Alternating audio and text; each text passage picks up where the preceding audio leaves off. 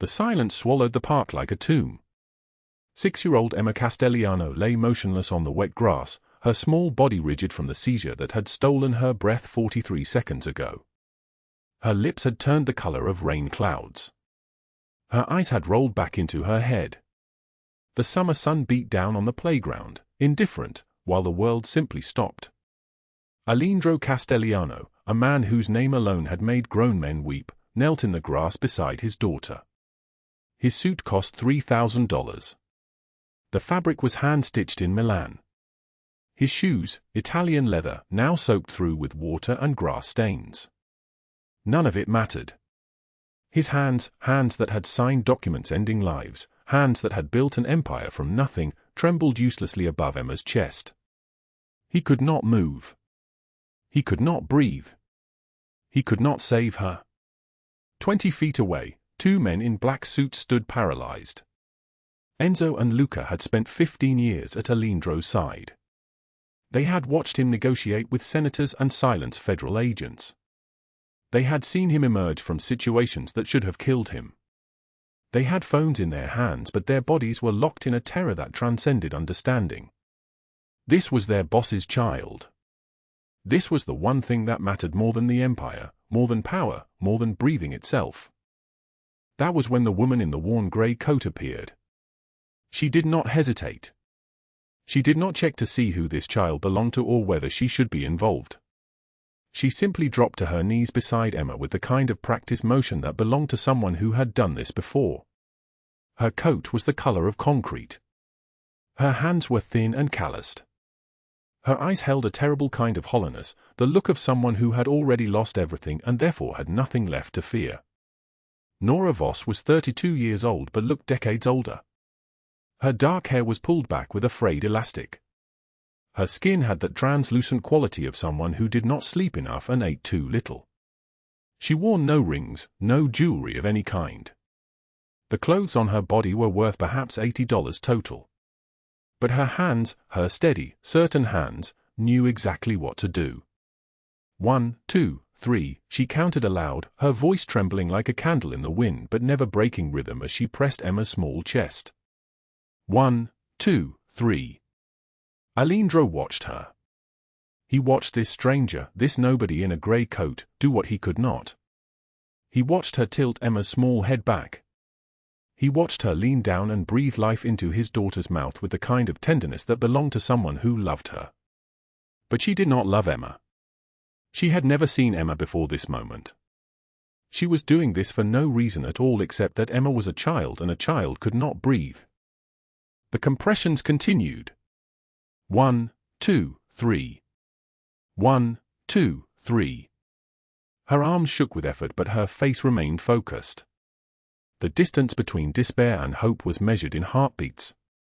Emma remained silent. Emma remained still. Emma remained gone. Then the sound came. A wet, gasping cough that shattered the silence like a blade through glass. Emma's body convulsed. Her eyes rolled forward. Her mouth opened and she gasped for air, sucking it in with the desperation of someone returning from the dead. She coughed again, and her skin began to flush from that terrible blue-gray back toward the color of living. Nora did not stop. She kept her hands on Emma's chest, kept her body close, kept breathing with her until the sound of sirens became a roar and the paramedics came flooding out of the ambulance with their equipment and their questions and their clinical precision. Nora stepped back. She stepped away. She let the professionals take over, but her eyes never left Emma's face until the child was loaded into the ambulance and the doors were closing. That was when Aleandro saw the tears streaming down Nora's face. She had not cried for herself. But she had cried for this child. A child she did not know. A child who belonged to a man she could not possibly understand was the most dangerous person in the city. She had simply wept for the small miracle of a child breathing again. Enzo moved toward her. His hand was already reaching for his wallet, already reaching for cash because in their world, every service was repaid with money. But Aleandro lifted one hand and Enzo stopped cold. In 15 years, he had never seen his boss look at anyone this way. Aleandro stepped toward the woman in the grey coat. His suit dripped water. His face was streaked with tears. His voice, when he spoke, came out barely above a whisper. "What is your name?" She looked at him for the first time. Really looked at him. She saw a man of 41 years old, dark-haired with silver threading through at the temples. He was tall, broad-shouldered, with a kind of bearing that made it clear he was accustomed to being obeyed. A scar ran from his left eye to his cheekbone, thin and white and precise like a blade had been drawn across his face. His eyes were dark, almost black, and in this moment they were drowning. She saw his suit. She saw his shoes. She saw the way the two men in black were watching him with an almost religious reverence. "Nora," she said quietly. "My name is Nora Voss." "Nora." He repeated her name like it was a prayer. Like it was a name he would never forget as long as he lived. "Thank you for my daughter." The ambulance pulled away from the curb. Its lights painted the park in alternating red and blue. The sound of the siren faded into traffic, into the sound of a city that had not stopped moving, had not noticed that a man's entire world had almost ended on this grass, under this sun, in this moment. Luca approached quietly. "Sir, we should go to the hospital." Aleandro did not move. His eyes were still on Nora. "Yes," he said. "But not yet. Before we continue, drop a like if this story hits you. Share it with someone who needs to hear it and subscribe so you don't miss what's coming tomorrow. Every share is an act of kindness that helps us reach those who need these stories most. Now, let us go back to the beginning to understand how a woman with $34 to her name and 12 days before losing everything came to be walking through that park at the exact moment when a child stopped breathing. 3 days earlier. The apartment was silent except for the sound of rain against the window and the tick of a clock that had not been wound in 6 months. The second hand moved in stuttering increments, as if even time was struggling to progress. Nora sat on the edge of her bed in the converted closet she rented for $400 a month. The closet was 6 feet wide and 7 feet long. There was a cot, a pillow, and a suitcase containing everything she owned in the world. On the nightstand, illuminated by the pale light coming through the small window that looked out onto an alley, sat the eviction notice. 12 days. The words were printed in red ink as if the color itself could accelerate her disappearance. 12 days until she would no longer have even this closet. 12 days until her landlord, a man named Victor who smelled like cigarettes and broken promises, changed the locks and put her belongings on the street. She had $34 to her name. $34 to survive until the end of the week when Rachel Dawson, the hotel manager where she worked part-time housekeeping, might pay her. Might. The word felt like a blade wrapped in ice because Rachel had not paid her in full for 6 weeks. There were always reasons. A guest had complained about the cleanliness of a room. Tips had gone missing. Invoices had been misfiled. Each excuse was a small knife, and the cuts, while not lethal individually, had accumulated until Nora was bleeding out from 1,000 wounds too small to see. She reached into the pocket of her coat and pulled out the money. $34. She had already spent it in her mind a dozen times. $17 for bread and eggs for the 2 children she nannied. $8 for the bus fare to the 3 jobs she worked. $9 for the medicine that Emma Castellano, the 6-year-old daughter of a man Nora did not know, needed for her allergies. She did not own Emma. Emma was not her child. But for 8 hours a day, 5 days a week, Emma called her Miss Nora and held her hand, and Nora was the closest thing Emma had to a mother who was not sleeping 18 hours a day in a pharmaceutical fog. That left $0 for herself. She had not eaten since yesterday at 3 o'clock. She had not eaten the day before either, except for the crackers and peanut butter she kept in the office for emergencies. Her ribs were beginning to show through her shirt like the strings of an instrument no one was playing anymore. The rain outside grew heavier. It hammered against the window. The sound was like 1,000 voices whispering the same word over and over: go. Leave. Disappear. She had been thinking about disappearing for a long time. There was a Greyhound station 43 blocks south. A one-way ticket to Portland cost $68. She had no money for a ticket. Even if she did, Portland would simply be another city, another closet, another version of this same suffocation. The problem was not the place. The problem was the person. Douglas Hale had been her boyfriend 5 years ago, before everything went wrong. Before he had become something darker and more terrible than she had words for. He still owned her, even though they were no longer together. He owned her with debt, $5,000 he had lent her when her mother was dying and needed surgery that insurance would not cover. He owned her with photographs he had taken without consent and threats he made with a voice like gravel and broken glass. He owned her with the simple knowledge that if she ran, he would find her, and when he did, things would be worse. The clock ticked forward one more increment. 11:45 at night. In 7 hours and 15 minutes, she would need to wake up and take the bus to the Castellano house to care for Emma. She would smile. She would make breakfast. She would braid Emma's hair. She would pretend that her body was not slowly consuming itself from the inside out. She would pretend that the terror and the hunger and the debt were not real. She had become very good at pretending. What she did not know, what she could not possibly have known as she sat in that dark closet listening to the rain, was that in a matter of 72 hours, everything would change. A seizure would strike like lightning in a park. A stranger would kneel in the grass beside a child. A man with a scar on his face and an empire built on blood and silence would look at her with an expression that would rewrite every rule she had ever learned about survival. But that was tomorrow. Tonight, she simply sat in the darkness, holding $34, and waited for morning to come. The rain hammered against the small window of her closet, each drop like a fist demanding entry. Nora Voss sat on the edge of her cot in the darkness, her fingers trembling as she held the envelope. The red ink screamed at her from the paper inside. 12 days. That was all the time she had left before the lock changed and her possessions joined the sidewalk. She did not turn on the light.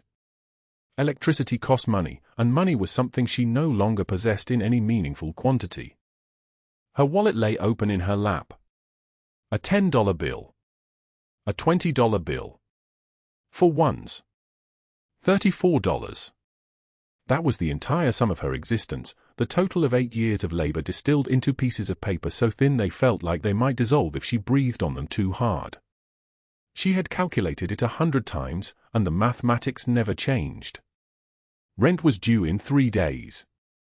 $1,400 for the converted closet she lived in, the space barely large enough to stretch her arms without touching both walls. $1,400 she did not have. Before that came Douglas Hale's debt, $5,000, borrowed in panic when her mother lay in a hospital bed with tubes in her veins and a prognosis that felt like a curse. He had lent her the money with a smile that never reached his eyes. That smile had a price far steeper than interest. She folded the eviction notice and placed it beneath her pillow, as if moving it could change what it meant. The clock on the wall showed for 17 in the morning. In 90 minutes, she would need to shower in the small bathroom she shared with 2 other staff members, dress in the clothes she had laid out the night before, and ride the bus to the Westbrook household in the Magnolia neighborhood. There, in a house that cost more than she would earn in a lifetime, she would care for 2 small children who depended on her more than they depended on their own mother. The Westbrook twins were asleep when she arrived at 6 o'clock, their small bodies tangled beneath quilts that probably cost more than her annual salary. Liam was 4.5, with blonde hair that stuck up in 7 different directions. Sophie was not quite 5, with her father's serious expression and a habit of asking questions that required genuine thought to answer. Nora moved through the hallway like a ghost, quiet and careful, knowing that Mrs. Westbrook would still be asleep and that waking her meant enduring a conversation where she was treated as something slightly less than human. She started breakfast at 6:15. Whole wheat bread toasted golden brown.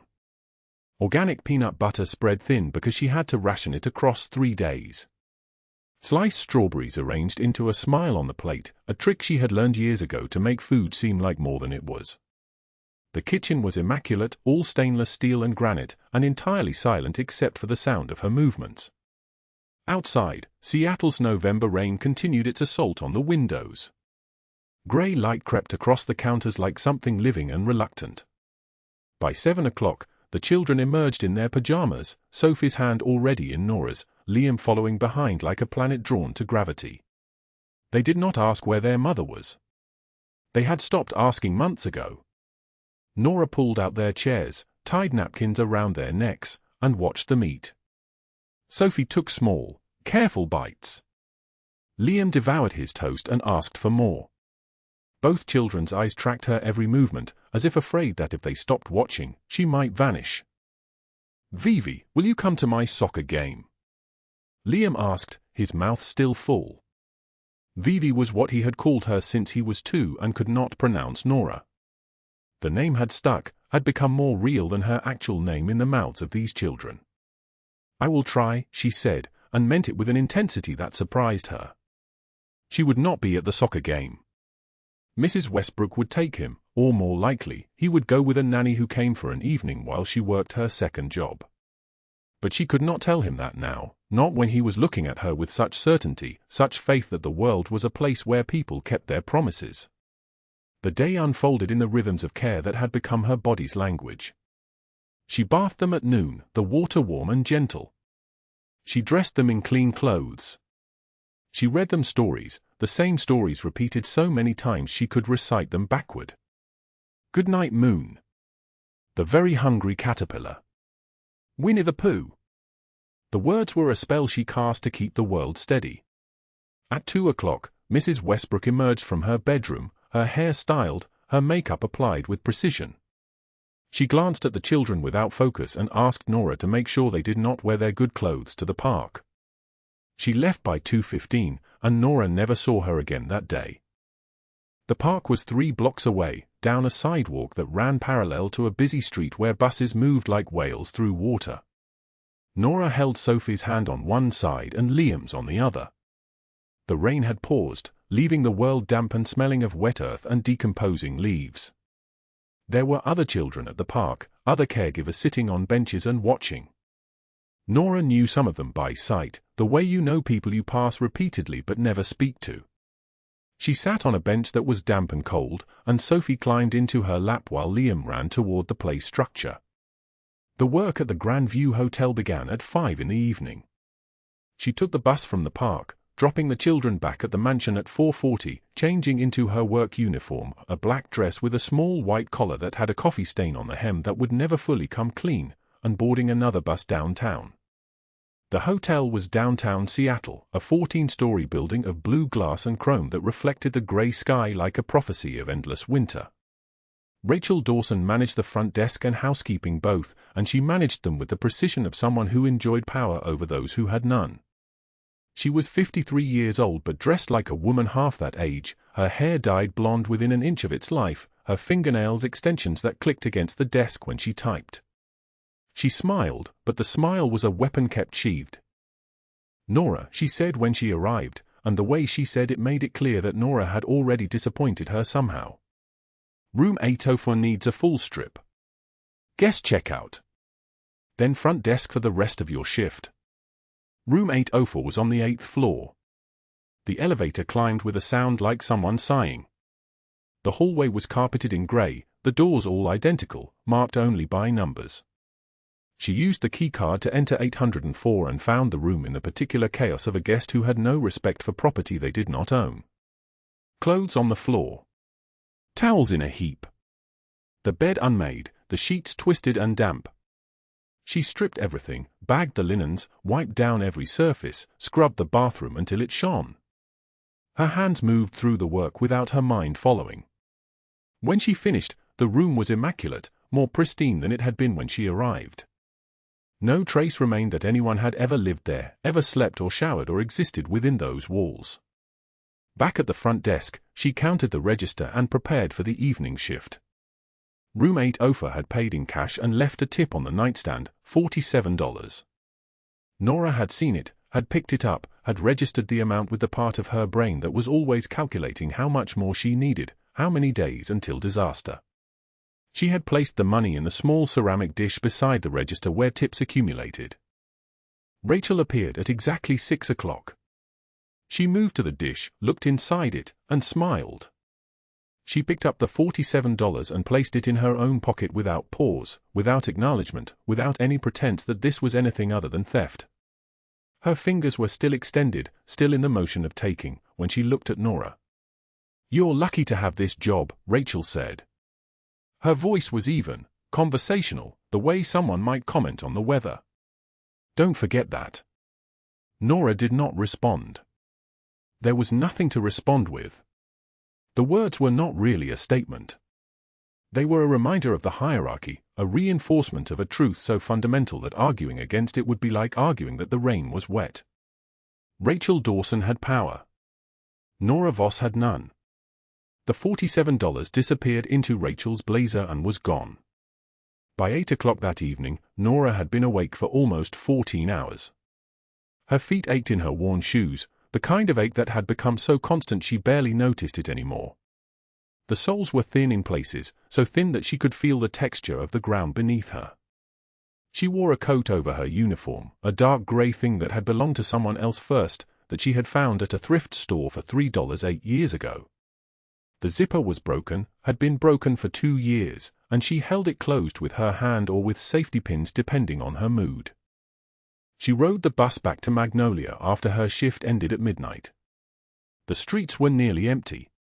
The rain had started again, falling at an angle now, driven by wind that seemed to come from some angry place in the sky. She climbed the stairs to the servants' quarters on the 3rd floor of the Westbrook mansion, unlocked the small door that led to her room, and stepped into a space that was exactly as she had left it that morning. Nora removed her shoes and set them by the door to dry. She changed into the sleep clothes she had slain out, soft grey pajamas with a hole in the knee that she had been meaning to patch for 3 months. She lay on the cot and pulled the thin blanket up to her chin. The rain continued outside the small window. The house was silent around her, a cathedral of wealth and comfort that she was permitted to inhabit but never truly enter. She was a ghost in this place, a helpful spirit that kept the household running but remained fundamentally unseen. At 1:15 in the morning, she thought about the math again. $22,000. 12 days. She had $34. The eviction notice was under her pillow. Douglas Hale would be calling on Friday, as he did every Friday, to remind her about the $5,000 she owed him, to ask if she had come to her senses about his proposal, to inform her in detail about what would happen if she did not. The threats were always specific. Always vivid. Always delivered in a voice that had learned to hurt before it learned to speak. She closed her eyes. Tomorrow she would wake at 5:47. She would care for the Westbrook children. She would work 14 hours. She would arrive home at 1:15 the next morning and lie on this cot and calculate the same impossible mathematics. What she did not know, as she drifted toward an uneasy sleep, was that tomorrow morning at the public park, a child in a yellow dress would collapse 50 feet ahead of her on the grass, and everything would change. The fluorescent lights of the hospital waiting room hummed with a sickly yellow glow, casting everything in a pallid wash that made the world look like it was dying. Nora sat on an orange plastic chair, the kind found in 1,000 waiting rooms across America, her worn coat still buttoned despite the stale heat pressing down from the ceiling vents. The clock on the wall read 11:34 p.m. She had been sitting here for 2 hours and 17 minutes. Her hands would not stop shaking. The smell of antiseptic hung thick in the air, sharp and chemical, trying desperately to mask something underneath it, something like suffering. Every few seconds, a machine beeped somewhere down the hallway. Once, a child cried. The sound cut through her chest like a blade. A nurse in blue scrubs approached, her name tag reading Sandra, her expression tired but kind. "Are you family?" Sandra asked, holding a clipboard against her stomach. Nora looked up. Her voice came out as barely a whisper, trembling like a candle in the wind. "No. I need to know she's okay." The little girl. Yellow dress. She stopped breathing in the park. Sandra's expression softened. She had seen this before, strangers keeping vigil for strangers, the human heart refusing to abandon someone in crisis simply because there was no biological tie. "She's stable." The seizure was severe but brief. The doctors say if she hadn't received CPR immediately, it could have been much worse. Sandra paused. You did that? Nora nodded once, unable to speak. Her hands were still shaking. She sat back down, and Sandra moved on to other patients, other families, other stories unfolding in the fluorescent dark. Through the small rectangular window of the treatment room, Nora could see movement. Doctors in white coats, nurses adjusting tubes and monitors, the tiny shape of a 6-year-old girl lying motionless on a bed that swallowed her whole. The machines beeped their steady rhythm. Alive. Still alive. Nora had not eaten in 16 hours. She had not slept since the previous morning. Her body was running on adrenaline and terror, on the primitive human need to ensure that the child who had collapsed in front of her, who had turned blue in the afternoon sun, would wake up and breathe and live. No one had asked her to stay. No one had asked her anything at all. She could have left hours ago. She could have gone home to the converted closet she called a bedroom and lay down on the thin mattress and tried to sleep. But something had rooted her to this chair, something older than logic, older than self-preservation. The need to bear witness. The need to not leave. At 1:48 a.m., the doors at the end of the hallway burst open. The sound echoed through the waiting room like a gunshot in silence. Nora looked up. 4 men entered first, moving in formation that spoke of training and hierarchy, suits that fit too well, eyes that scanned the room like soldiers surveying a battlefield. They moved with the kind of coordination that only came from years of working as a single organism, each man aware of the other's positions without looking. The 5th man who entered was not what Nora expected. He was tall, 6'3", perhaps taller, with broad shoulders that filled the doorway.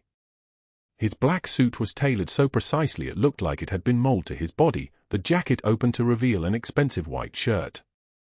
His hair was dark, combed back from a face that was sharp and angular, the kind of face that belonged in a painting, except for the scar running through his left eyebrow, a thin line of silvered skin that gave him an expression of permanent interrogation.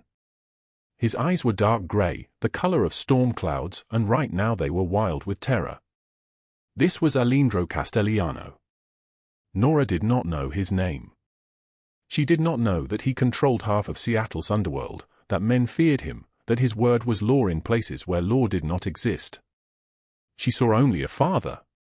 She saw only a man who had just learned his daughter had been brought to the hospital, and that terror had stripped away whatever armor he wore. One of the nurses pointed him toward the treatment room. He moved like a man sleepwalking, his men following 3 steps behind, and the doors swung closed behind him. Nora sat back down. The waiting continued. 2 hours passed. Then 3. She watched the sky through the window shift from black to the deep blue of approaching dawn. At 4:15 a.m., a doctor emerged and spoke to Aleandro in the hallway, visible through the window but too far for Nora to hear. She saw him lower his face to his hands for just a moment. Then he straightened, and whatever had broken inside him sealed itself back shut. At 4:51 a.m., he left the treatment room and walked directly toward the waiting area. His men remained behind. He was alone when he saw her. Nora stood. She did not know why. Something about the weight of his gaze pulling her upright. He stopped in front of her, and in the harsh fluorescent light, she could see that his eyes were red-rimmed, the skin around them dark. His voice, when he spoke, was rough from crying, each word carved from stone. "You're the one who saved her?" Not a question. A statement delivered like an oath. Anyone would have done the same, Nora said. Her own voice sounded like it belonged to someone else, someone braver, someone more certain. But they didn't. He stepped closer. His cologne was expensive, something with notes of cedar and leather, a smell so far removed from her world that it felt like a different language. "You did. A stranger. A woman with no obligation to my daughter. And you stayed here all night." Nora felt her chest tighten. She was not used to being seen. She was not used to gratitude, or attention, or the weight of a powerful man's focus. "She's all right. That's what matters. I should go." She turned toward the exit, but exhaustion had hollowed her out. 16 hours without food, the adrenaline crash hitting her like a falling building, the sleeplessness of 72 previous hours. Her vision swam. The world tilted. A hand caught her elbow. Warm. Strong. Steady. When did you last eat? Aleandro's voice came from somewhere above her, concerned in a way that made her chest ache because no one in her adult life had ever asked her that question. She could not answer. The question had opened something, cracked the wall she had built around herself, and if she spoke, everything would spill out. All of it. The hunger, the fear, the eviction notice with red ink still sitting on her nightstand in her converted closet, Douglas Hale's voice on the telephone, Rachel Dawson's lies. Everything. His phone rang. The sound was sharp, electronic, breaking the moment. Aleandro glanced at it, and in that instant of distraction, Nora pulled her arm free and walked away. Not running. Not yet. Just walking toward the exit, then through the glass doors, then into the Seattle dawn where the air was cool and the sky was the color of old bruises. She did not see Aleandro turn back, phone still ringing against his ear, watching her disappear. She did not see him end the call and speak quietly to the nurse, requesting a description, a name, anything. She did not see Enzo appear from the hallway and receive his instructions. She did not know that before the sun fully rose, Aleandro Castellano would know everything about Nora Voss. Where she lived. What she did. How much money she had in her bank account. Every fragment of her life would be compiled into a report and placed on his desk. She only knew that she had to leave. That staying was dangerous. That men like him did not cross paths with women like her without consequence. 3 days later, at 9:17 a.m. on a Tuesday, Nora was packing her belongings into a duffel bag while the Westbrook twins clung to her legs. Madison was 5, Oliver was 3, and they had known her since they were born. Their mother, Patricia Westbrook, stood in the doorway with her arms crossed, her face arranged into an expression of profound disappointment. "I saw you," Patricia said, on the security footage from the hallway. "Taking my diamond bracelet from my jewelry box. The one my mother gave me." It was a lie. Nora had never stepped foot in Patricia's bedroom without explicit permission, never touched anything that was not hers to touch. But Rachel Dawson had orchestrated this carefully. Rachel, the hotel manager where Nora worked part-time, was being investigated for embezzlement. And Nora had seen her skimming money from the safe. Rachel had whispered this information to Patricia Westbrook at a country club luncheon, had suggested that perhaps the household help was also a thief, had provided fictional timestamps. Patricia, who did not like Nora particularly anyway, who found her presence too quiet, too steady, too competent, had believed her. "I didn't take anything," Nora said. Her voice did not shake. She had learned long ago that pleading only extended the pain. "The police will determine that," Patricia replied. "I've already filed a report." Nora finished packing. She kneeled down to the twins, and Oliver immediately wrapped his small arms around her neck, and Madison buried her face in Nora's shoulder. Their bodies were warm, alive, known to her in a way that nothing else in her life was known. "Why are you leaving?" Madison whispered. "Don't go." Nora closed her eyes. When she opened them again, she forced her voice to be gentle. "I have to, sweetheart. But you'll always be in my heart. Both of you. Always." She kissed the top of each head and stood up. Patricia did not move from the doorway, so Nora had to brush past her, close enough to hear Patricia's intake of breath, as if contact with Nora might contaminate her. The walk to the bus stop took 17 minutes. Nora had precisely $34. $16 went to a motel room that smelled of old cigarettes and despair. $11 remained after bus fare. She had 9 days left before the eviction notice took effect. The motel room had a bed with a stain shaped like a map of some forgotten country, a window that overlooked a parking lot, and walls thin enough that she could hear a couple arguing 3 rooms over. At 3:14 p.m., Nora lay on the bed and allowed herself to cry. She set a timer on her phone. 5 minutes. That was all she could afford. When the timer sounded, she stopped. At 4:16 p.m., her phone rang. Unknown number. Nora Voss. The voice was male, Italian accented, professional. Who is this? My name is Enzo Moretti. I work for Aleandro Castelliano. Mr. Castelliano would like to meet with you regarding a matter of employment. Nora ended the call. He called back 30 seconds later. It's legitimate work, the voice said. Nanny position. Private household. Competitive salary. Mr. Castelliano asked me to tell you that Emma has been asking for the woman who saved her. She should have hung up again. But Emma had been asking. A 6-year-old girl with dark curly hair and a yellow dress, who had stopped breathing and been brought back, was asking for her. And Nora had $11. They arranged to meet at a coffee shop in Capitol Hill, a neutral place, somewhere public.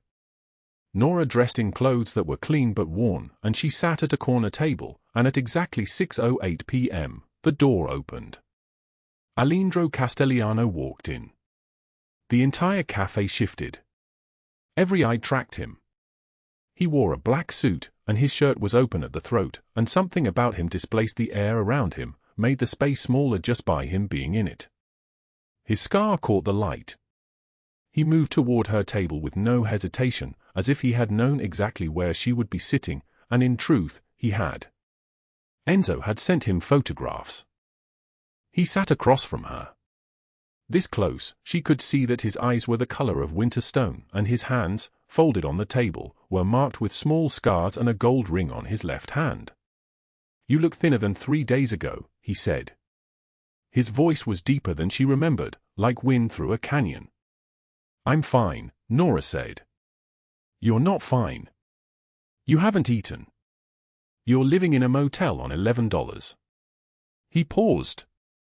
My people are thorough. She felt something cold run down her spine. Not fear, exactly. More like the recognition that she had stepped into a current that was far beyond her ability to control. I have a proposition, Aleandro continued. My regular nanny quit last week. Emma asks for you. Not a substitute. You, specifically. I'm offering employment. For $1,000 per week, a private room in my home, medical benefits, 3-year contract with a severance clause if you decide to leave. For $1,000. The number echoed in her mind. Repeated. Impossible. For $1,000 per week. That was more than she had made in 2 months at her previous position. That was safety. That was time. That was the eviction notice torn into pieces and thrown into the wind. Why would you trust me with your daughter? Nora asked. Aleandro leaned back in his chair. Because when she stopped breathing, you didn't hesitate. You didn't know her. You didn't know me. You didn't think about the liability or the risk to yourself. You just acted. That tells me everything I need to know about your character. She should have been suspicious. She should have recognized the danger. But what she heard was, I see you. I believe in you. You matter. I can only commit to 3 months, she heard herself say. He tilted his head slightly. Something passed across his face, a question, perhaps, or a decision. We'll discuss timeline when you arrive. When can you start? Tomorrow. Tonight, he said. It was not a suggestion. Enzo will collect you at 7. Pack what you need. You'll never need that motel room again. He stood up. He was already moving toward the exit when she called out his name. He paused, turned back, and she saw something soften in his expression. What's your name? She asked, though she somehow already knew. Aleandro, he said. Just Aleandro. We'll speak more when you arrive. He left. The space he had occupied seemed to collapse inward, and the entire cafe exhaled. At 6:58 p.m., a black SUV pulled up outside the motel. Nora was waiting on the curb with her duffel bag. Enzo was driving, a man perhaps 40 years old, with kind eyes and a scar on his neck that suggested a life less sheltered than hers. He did not speak during the drive through Seattle's wealthy neighborhoods. The car climbed into the hills where the houses became estates, where property lines stretched across acres, where the grass was maintained by professional teams and the garages held vehicles worth more than entire houses in other neighborhoods. The Castelliano estate appeared at the end of a private drive, wrought iron gates opening silently as the SUV approached. The house was modern, all clean lines and floor-to-ceiling windows, built into a hillside that overlooked the city's glittering sprawl. It was, Nora understood immediately, the home of someone who had accumulated a vast amount of wealth and power. A woman in her 60s emerged from the side entrance, all efficient movements and a warm expression. "You must be Nora," she said. "I'm Rosa. Welcome. Come, let me show you to your room." The room had its own bathroom. A real bed with fresh linens. Windows overlooking gardens that descended the hillside in terraces of roses and lavender. It was, Nora understood with a sensation like falling, the nicest place she had ever been permitted to live. Emma found her at dinner. The little girl in the yellow dress, now in pajamas, threw her arms around Nora's neck. "You came back," she whispered. "I knew you would." Over the meal, Luca and Enzo exchanged a look that Nora caught but did not understand. In 15 years of working for Aleandro Castelliano, neither of them had ever seen him pull out a woman's chair. Neither had ever seen him listen so intently to her description of her day. Neither had ever witnessed him smile the way he was smiling now, not the predatory expression he wore in boardrooms or when collecting debts, but something real, something that reached his eyes and changed his entire face. Over the following 2 weeks, a routine emerged. Mornings with Emma, learning to read, baking cookies in the kitchen while Rosa hummed old Italian songs. Nora studied Emma's seizure medications, learned her triggers, recognized the subtle pre-seizure signs that gave them 30 seconds to move her to safety. She watched Aleandro from a distance, saw him watching her from his office window as she and Emma fed ducks by a pond, saw something shift in his face, a softening, a question, a possibility he had not allowed himself to consider. But on the 15th night, her phone buzzed with a text from an unknown number.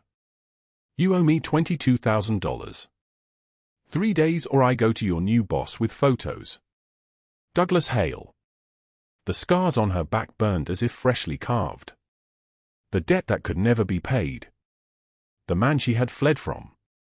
The promise she had made to herself to never let anyone know where she was. But he knew. And in 3 days, everything would unravel. Family is not always bound by blood but by those who choose to stay when the storm arrives. The rain came down in sheets across Seattle, hammering the windows of Nora's room like fists demanding entry.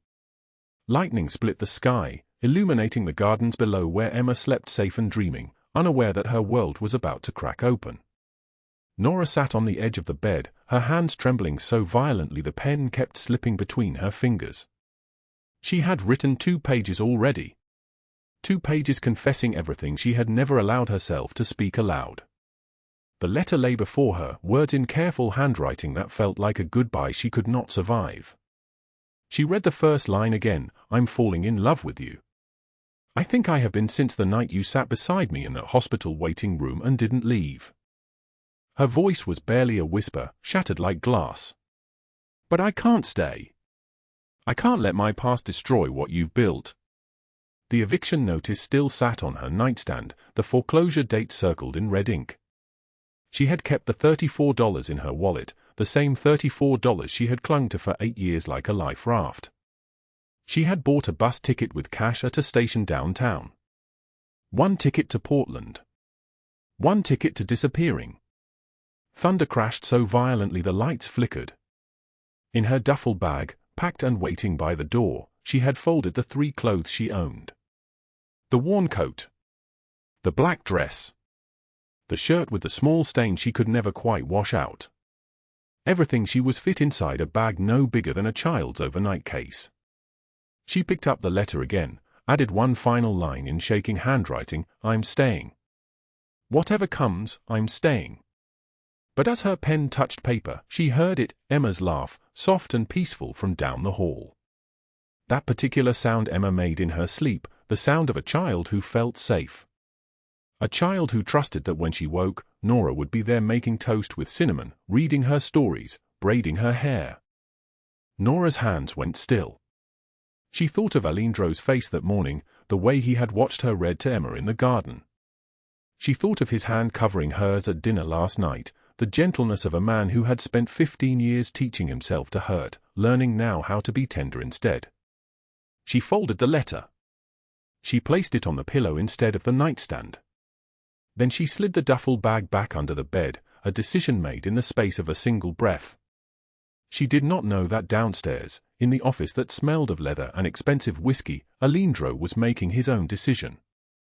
His phone glowed with a text from his investigator, found him.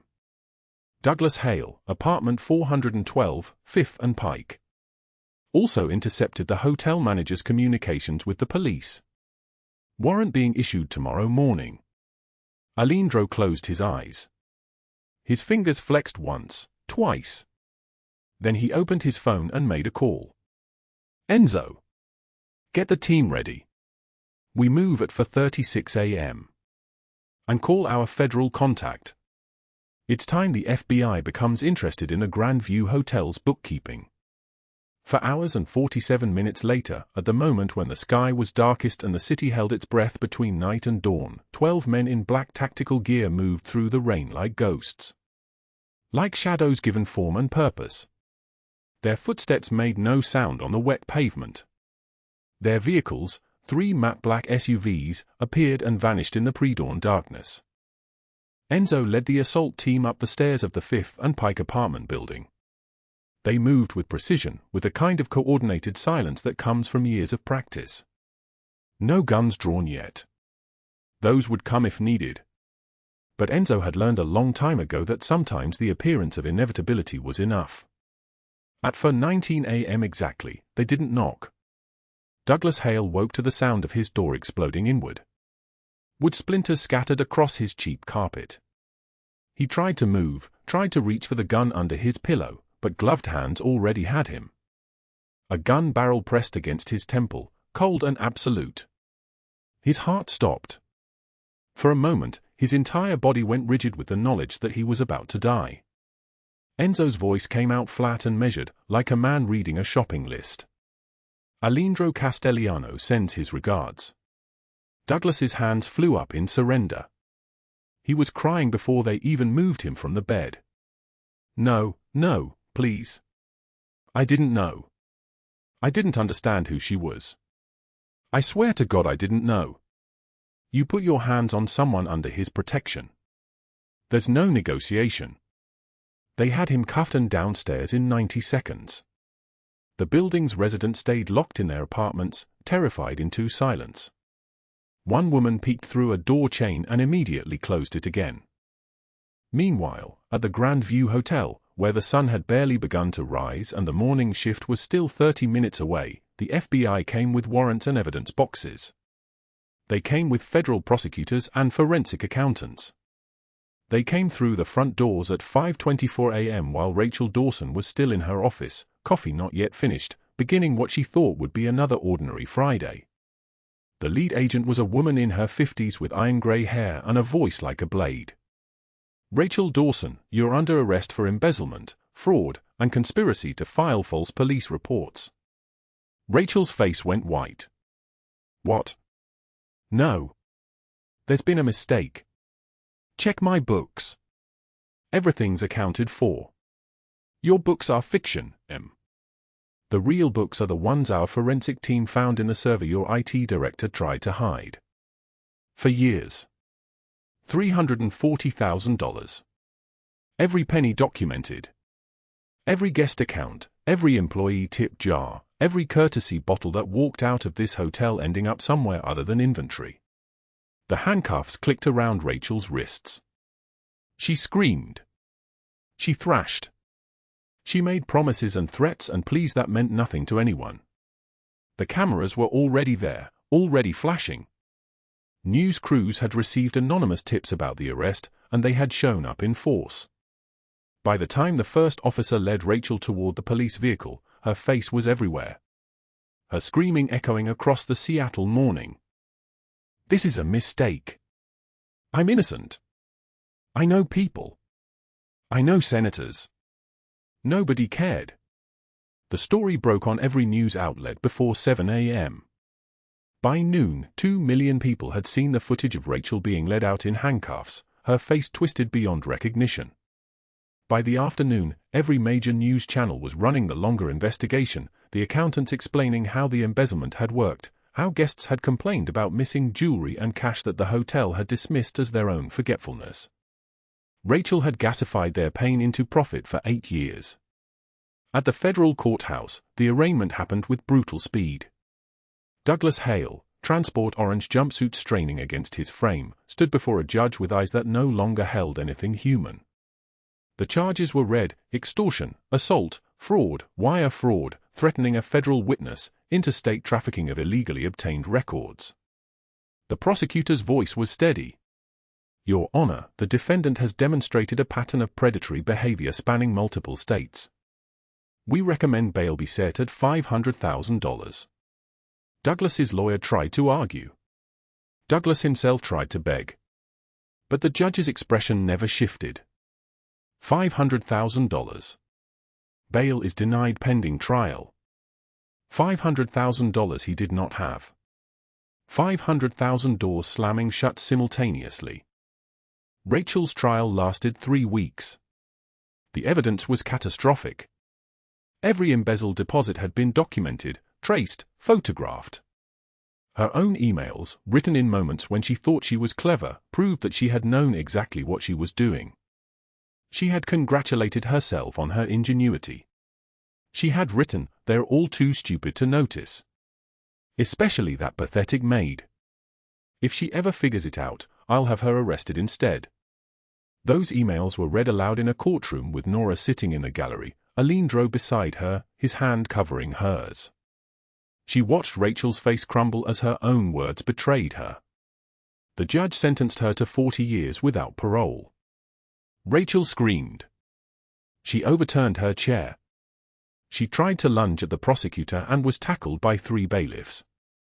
As she was dragged from the courtroom, she was still screaming, still promising revenge, still refusing to accept that the world would no longer bend to her will. Douglas Hale received 35 years. Federal minimum. No possibility of early release. The public destruction was total. Systematic.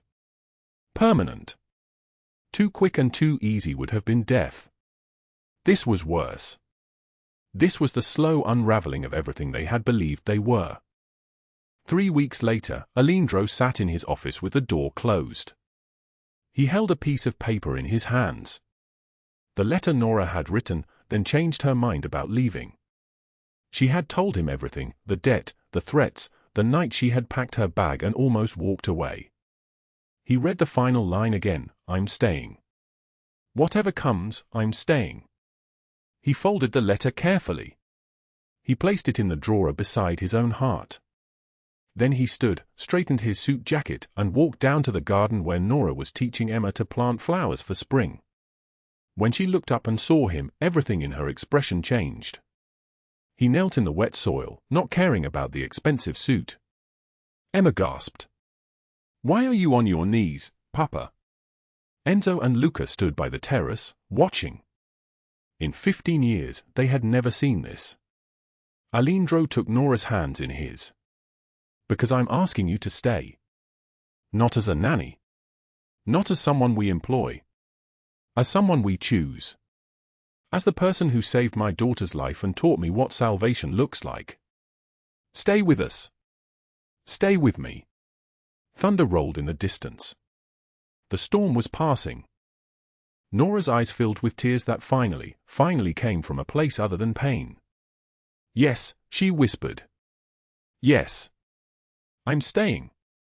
And in that moment, family was not something bound by blood but by those who choose to remain when the storm arrives. Family is love that looks at your scars and doesn't turn away. Family is the decision, made every single day, to show up. To be present. To refuse to disappear. The rain had stopped. The sun broke through the clouds. And Nora Voss, who had once been nobody, who had owned nothing, who had believed herself unworthy of saving, stood in a garden with the man who loved her and the child who called her mother, and for the first time in 8 years, she understood what it meant to have a home. The morning light filtered through the tall windows of Aleandro's office like liquid gold, catching dust motes that hung suspended in the silence. Nora stood frozen in the doorway, her hand still gripping the frame, her breath caught somewhere between her lungs and her throat. Aleandro sat behind the mahogany desk, the 2 pages of her letter spread before him like sacred text. He had read them 3 times. 4 times. He was reading them again when she appeared, and the moment he saw her, his hands stilled. "You were going to leave," he said. His voice was rough, the kind of rough that came from swallowing words all night instead of sleeping. Nora's stomach dropped. The letter. The one she had written at 3 in the morning when the weight of gratitude and terror had become too heavy to carry alone. The one she had meant to slip into her pocket before dawn, before anyone could see her slip out the side gate. "You weren't supposed to find that," she whispered. Aleandro set the pages down with exaggerated care, as though they were made of glass. "Enzo saw you packing. He came to get me. I found this on your nightstand instead." He leaned back in his chair, studying her face. "You think I look at you like you matter, Nora? Like you're someone worth fighting for? Worth keeping?" He paused, let the silence stretch. "You're all I see." She wanted to run. Every instinct screamed at her to turn and run, to grab her bag, to disappear into the Seattle rain before this became more real, before hope became something she couldn't survive losing a second time. But she didn't move. "I told you about my father," Aleandro continued, his voice dropping lower. "The violence. The poverty. The way he looked at my mother like she was a thing he owned instead of a person he loved. I swore no child of mine would suffer like I did. But I never told you the part that mattered. I never let anyone close enough to see the scars he left. Not just on my hands from fighting my way out of those streets, but in here." He touched his chest, directly over his heart. "You carry yours on your back. Visible. A map of every hand that hurt you. I carry mine where no one can see. We're both survivors, Nora. We're both trying to forget what we survived." Nora's throat tightened. Her vision blurred. "I'm a nanny with $34 and a history that almost destroyed you. Douglas is still out there. Rachel was just arrested. Your whole world was nearly exposed because of me. Stop." He stood, moved toward her with the careful deliberation of a man approaching something frightened and precious. "Stop telling me stories about why you don't belong here. I don't care about money or history. You think I care about those things?" He shook his head. "You're the woman who saved my daughter without hesitation. Who sat in a hospital waiting room for a stranger. Who put yourself between Emma and every danger, knowing you had nothing to protect her with but your own body and your own courage. You think I don't see that? You think I'm blind?" She didn't retreat. The closer he came, the more her walls crumbled, brick by brick, piece by piece, until there was nothing left between them but the truth she had written on those pages at 3 in the morning. When he reached her, he lifted his hand slowly, asking permission with his eyes before touching her face. His fingers were warm against her cheek. "I'm asking you to stay. Not as a nanny. Not as someone I employ. As someone I choose. Every single day, I choose you." She couldn't speak. Her voice had dissolved into something smaller, something that lived only in the trembling of her lips and the sudden flood of tears that came from a place deeper than pain, from a place where hope had been trying to grow all along, underground, in the dark. When he kissed her, it was gentle at first, a question, a offering. Then she kissed him back and there was nothing gentle about it. 8 years of loneliness shattered. Her fingers gripped his shirt like she was drowning. His hands moved to her hair, careful and tender, as though she might break. The office dissolved around them, the mahogany desk, the leather chairs, the windows overlooking the city, none of it existed. There was only the feeling of being held, of being chosen, of finally being seen. Through the office window, Enzo and Luca watched. Enzo grinned slow and wide. "Told you he was gone for her," he said to his colleague. "All the way gone." Emma's footsteps thundered down the stairs. She burst through the office door, saw them, and squealed with pure delight. "Does this mean Nora stays forever?" Aleandro and Nora pulled apart, both breathless, both radiant. They answered in unison, "Yes." Aleandro added quietly, still holding Nora's hand, "Come here, Emma." Emma climbed into their arms, and for the first time in her short life, she held both of them at once. That evening, Aleandro took Nora down to a place she had never seen, deeper into the building beneath his nightclub, where cigar smoke hung thick as fog and the air hummed with the weight of secrets. The underground poker room stretched across the entire basement level, green felt tables, crystal glasses catching lamplight, stacks of cash arranged like monuments to deals made and promises kept. Armed guards stood at every entrance. Dangerous men occupied the tables, their faces carved from stone and experience. Everything stopped when Aleandro walked in. He led Nora to the center of the room, his hand at the small of her back, making no attempt to hide her or diminish her presence. He introduced her not as his nanny, not as his employee, but with words that echoed across the basement, "This is Nora Voss. The woman who saved my daughter's life without hesitation. The woman who saved mine. I am bringing her into my world. She will be treated with the same respect you show me." The room erupted in applause. Not the performative kind, but genuine, the kind that only came when powerful men recognized other powerful things: courage, loyalty, sacrifice. Nora stood straight, her chin up, her hand in Aleandro's, and for the first time since she was a child, she understood what it meant to belong. 6 months later, Emma's 7th birthday party bloomed across the Castelliano estate gardens like something out of a dream. Balloons drifted in the summer breeze. Children ran through the grass, shrieking with joy. A cake shaped like a butterfly sat on the main table, surrounded by wrapped presents in every color. Nora wore a simple blue dress, no more worn coat, no more hollow eyes. She had gained weight. Color had returned to her cheeks. Her smile was genuine, born from something real instead of performance. She played tag with Emma and the other children, her laughter carrying across the gardens. On the porch, Aleandro stood with Enzo and Luca, watching. "She's good for you, boss," Enzo said. "Both of you." Aleandro nodded slowly. "She saved me before I knew I needed saving." In her pocket, Nora carried the eviction notice, the one with red ink and the 12-day deadline. She kept it framed in her bedroom now, a monument to survival, a reminder of the exact moment her life had changed. Beside it, she kept the $34, also framed. She didn't need these things anymore. Aleandro paid her $4,000 weekly, though she donated most of it to shelters for abused women, to the house of hope she and Aleandro had built together. That evening, after the guests left and the summer sun sank below the horizon, Nora tucked Emma into bed. The child's eyes were heavy with contentment and birthday cake. "I love you, Nora," Emma whispered.